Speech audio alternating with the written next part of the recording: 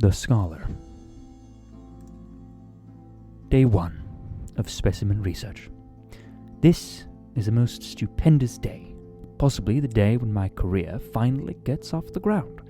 Finally, I will no longer have to work under those less intelligent as myself. The day I have been yearning for a decade. Yesterday evening at precisely midnight, a foreign object fell into the Gaia River just south of the northern dam. The object was later acquired by the city guard and transported to the High Arts District under the order of Marshal Kelburn, when after being held for a brief period, was then transported to my workshop. I, Professor Helkint, was tasked with procuring the nature of the specimen in question, and after a 2-week period, report my findings to the Marshal's office within the law house. To begin with, the specimen is a truly wondrous find.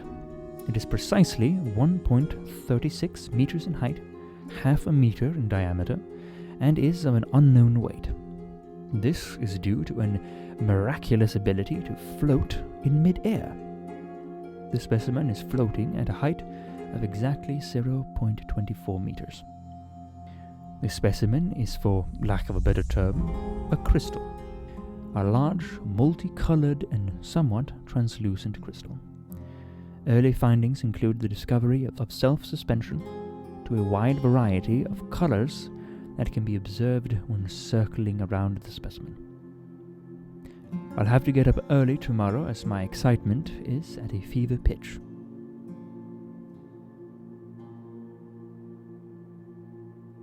Day 2 of specimen research. Woke up early at dawn, had a morning drink, then straight to work.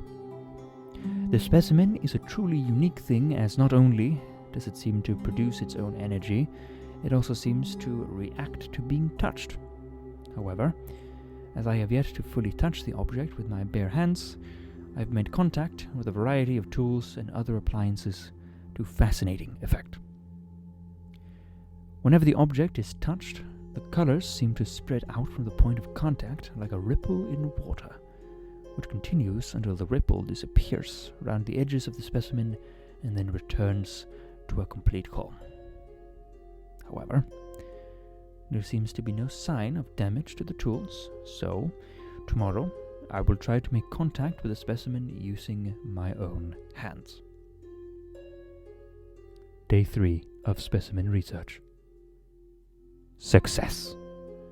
To touch the specimen was originally a proposition I thought to be unwise, as it was a completely foreign object that did plummet from the sky.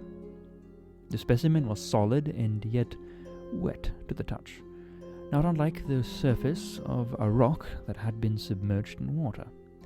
However, there is no liquid to be found on or anywhere near the object.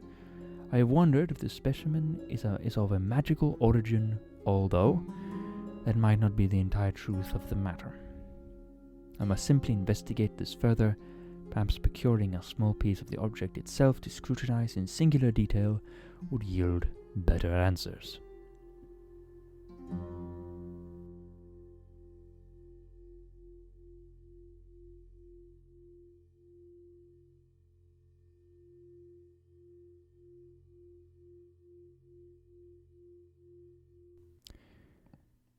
Day 7 of specimen research. Failure. In an attempt to harvest a small piece of the specimen through the use of a hammer and chisel, something entirely unexpected occurred. When I applied the chisel against the object and gave it a light knock, the specimen responded with a flash of blinding light and a shockwave that not only damaged part of the workshop, but also knocked me unconscious for 2 days. I awoke, exhausted, head hurting, and very thirsty. What has transpired during those 2 days, I have no idea. However, while I was sleeping, I dreamt. It is difficult to describe, but I saw something strange. It was not a nightmare, yet it gave me a feeling of paranoia and claustrophobia. The day after, I was so shocked and tired, I spent the whole day laying in bed and thinking. So, in conclusion, applying physical force to the specimen is an extremely bad idea.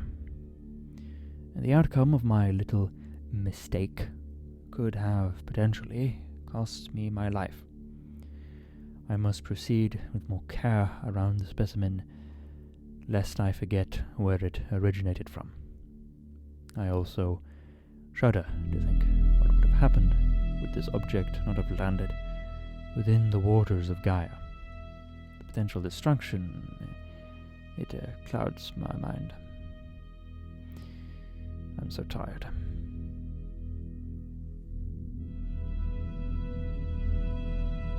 Day 8 of specimen research. Today was better. I have made no further discoveries, but the object does not react badly to being touched, so that's a plus. I have had bad dreams, but it is probably just leftover trauma. Day 9 of specimen research. No further breakthrough. Headache has not gone away. I should probably visit the doctor to check if I have damaged something. The dreams are growing worse, and I fear it might be connected with the specimen itself. However, it is not possible for a non-magical construct to affect the mental state of a person. Science disproves that much, at least. Day 11 of specimen research. This rock, this crystal that fell from the heavens, it is speaking to me. The damn crystal is speaking to me, not in sentences, but in brief words. I swear the damned thing is talking to me while I am sleeping. But that can't be real. It must not be real. It is a physical entity. It's just a rock. A rock does not speak. It doesn't think. So why am I dreaming about it talking to me? It makes no sense. Am I going mad? I'm so tired. It's hard to think.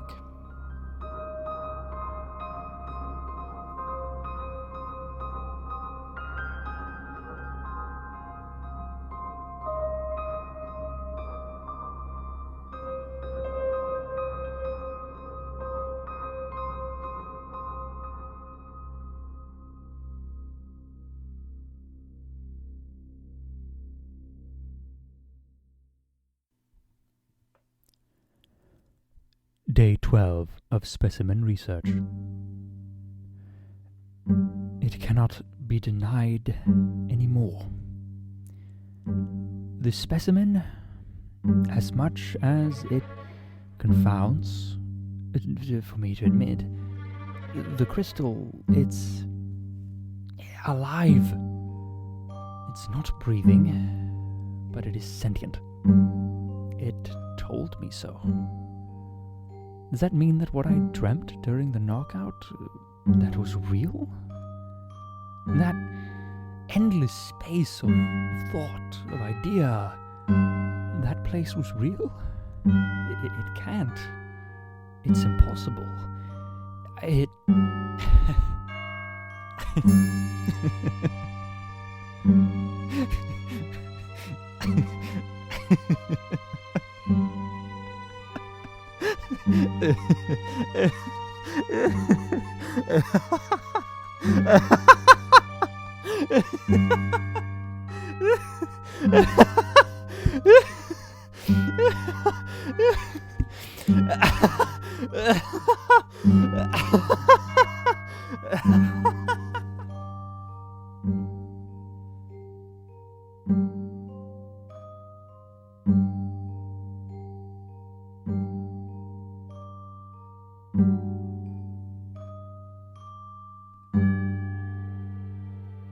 Signed, Professor Helkind.